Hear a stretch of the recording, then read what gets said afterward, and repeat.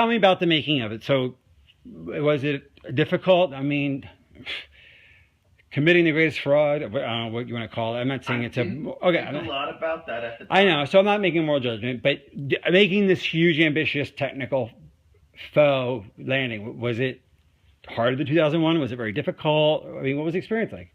So 2001 was harder than faking the moon landing. It actually was. Because you learned things on 2001 and... Yes. I mean, 2001 was very ambitious.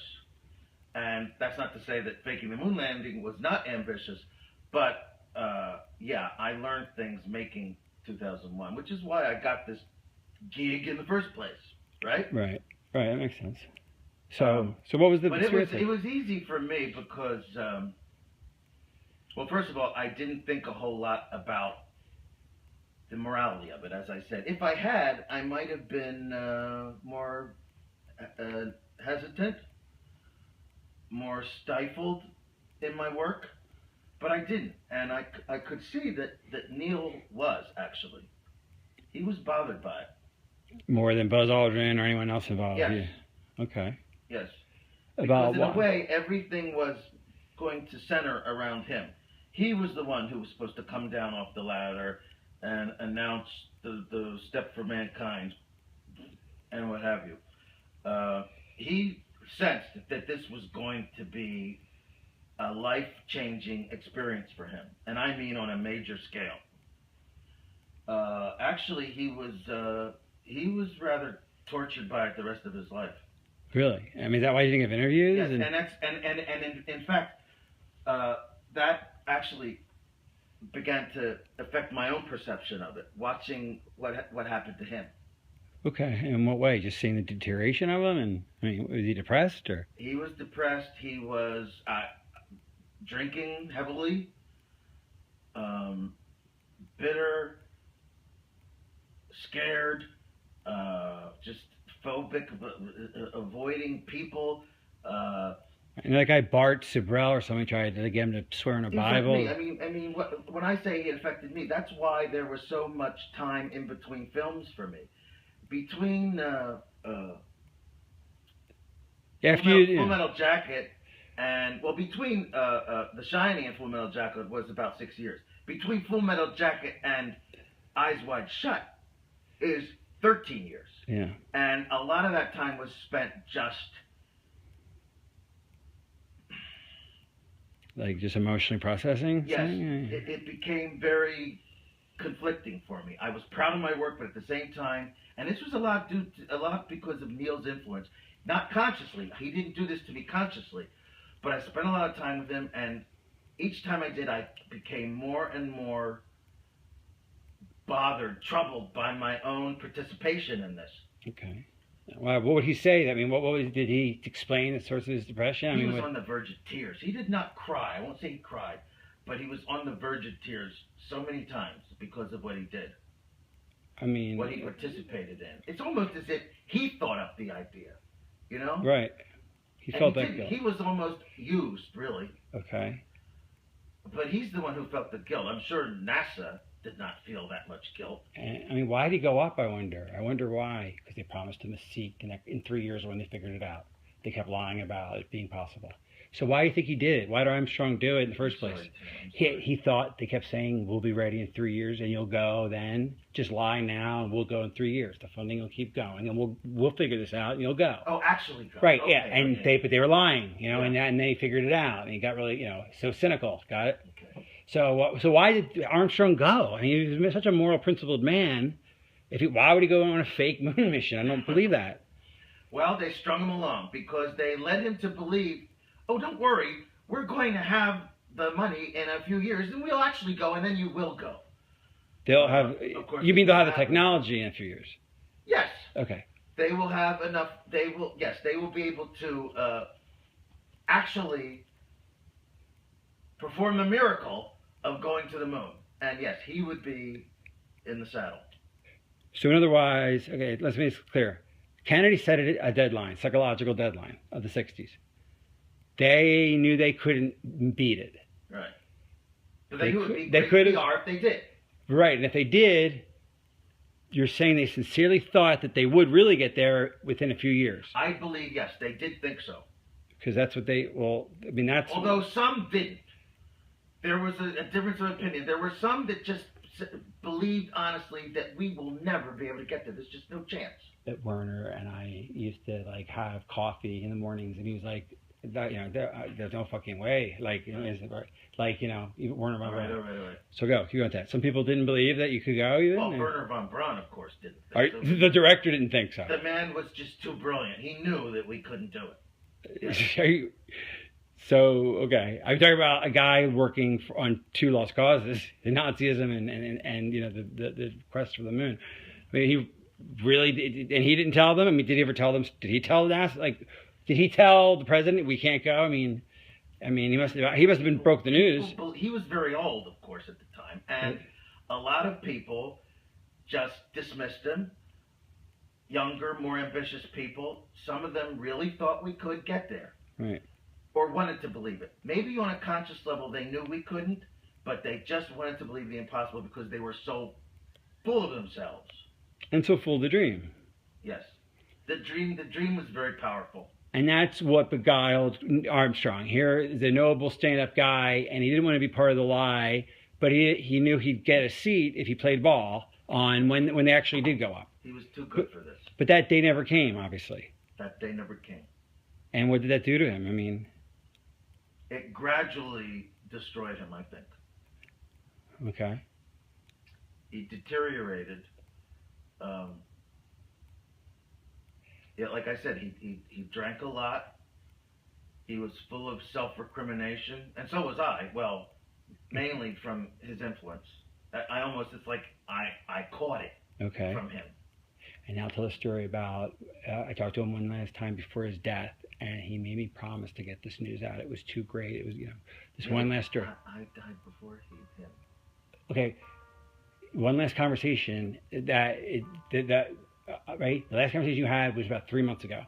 And he said that, you know, that he like he's going to write a letter and put it in a drawer, and maybe his wife someday will give it out. But he's like, or it's like, you know, you're a media guy, you got to tell the truth one day.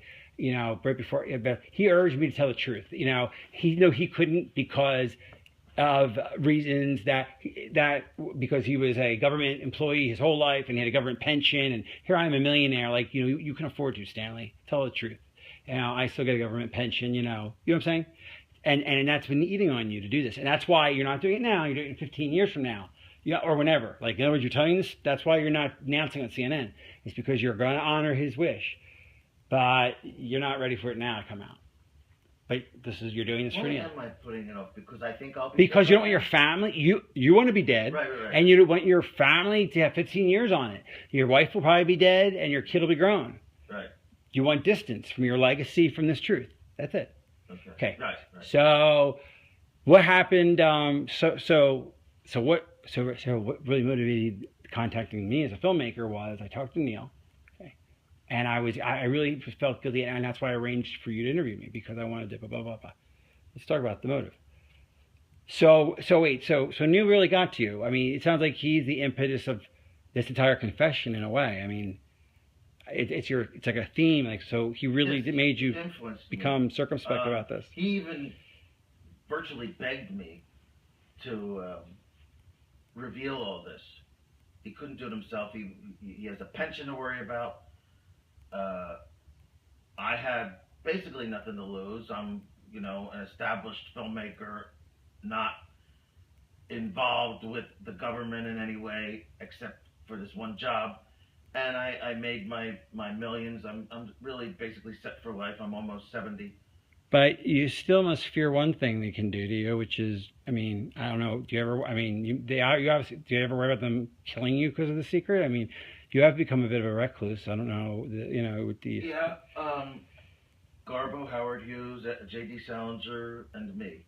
Right. And to some degree, Neil. But did any of them think that the government was out to get them? And I'm not saying you think that, do you? I mean, the government obviously said they'll kill you. I mean, obviously, the government said it will kill you if you say anything. I mean, that's a standard top secret sort of penalty. It's understood, even if it's not said. Right. But they did say it to you, I presume. They did. I mean, the Yes, government, they did. they said basic, so it They wasn't. tried to be cute about it, but yeah, it was said in no uncertain terms. So why are you, so can't this get you killed? Well, that's why I'm delaying it. Okay, the 15-year This thing. is not going to be seen Okay, until for another 15 years after you're 15 dead. years. Well, no, that's if you die tomorrow. You're not going to die tomorrow, clearly. I'm sorry. Okay, try again. Okay, it's okay. So why, you could get killed by doing this. This could kill you. Why are you doing that? That's... Well, this is not going to be seen until because of our 15 years after my So death. now that's why you have to sign the NDA and all these. Okay. That's right. All right. Well, that makes sense now. Okay, I understand Yeah. that now. All right. It should be known, but I want there to be some kind of cushion for my family. 15 years seems like a good number. Okay. All right. After my death, 15 years after my death. But okay, so let's take a step back. You're making this tape out of an effect Neil had on you. I mean, Armstrong sort of influenced you. Very much. Sometimes it just takes a catalyst. I mean, you know, somewhere inside you, you know what's right.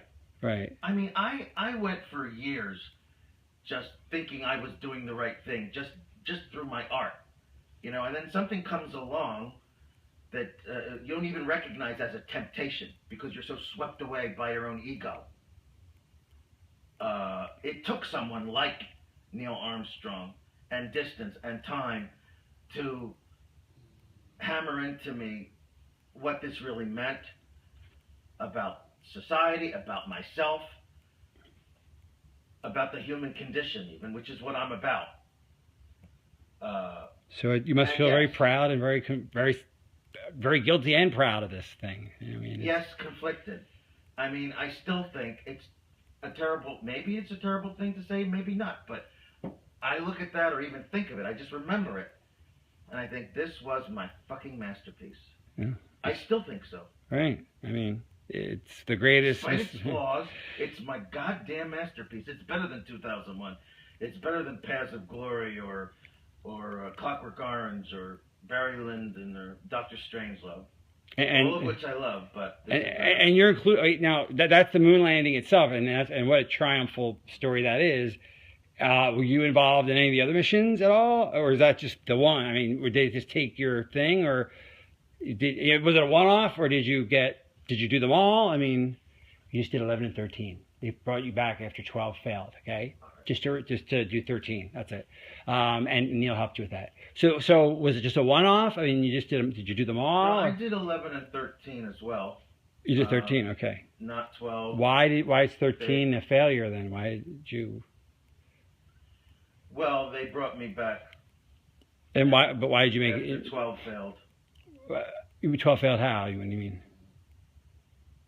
How did 12 fail? You tell me 12 failed. How did it? I'm asking you in character. How did 12 fail? Tim, can we stop? Nobody watched it. No one cared. Oh, okay, yeah. Okay. I'm sorry. Okay, so you did 11 and 13. But why 13? Why did you make 13 and do like a failure? Why did you? Because 12 was a disaster. I mean, what do you mean? Why? Cared anymore. 72. By then, it was old hat almost. People just didn't care. And that's why they had to play golf up there. Okay, so. I mean, as if golf was watchable. Okay. I mean, if they'd had a horse race, that would have been watchable. That's true. But a golf match, I mean, a golf game on the moon. Right. Okay, so they weren't getting the ratings. That wasn't my idea. I will not take credit for that. Okay, so it was really a ratings issue. They 12 didn't pull the ratings that 11 did. And so why did you come up with 13 storyline? Like, how'd that happen? Like, you know, the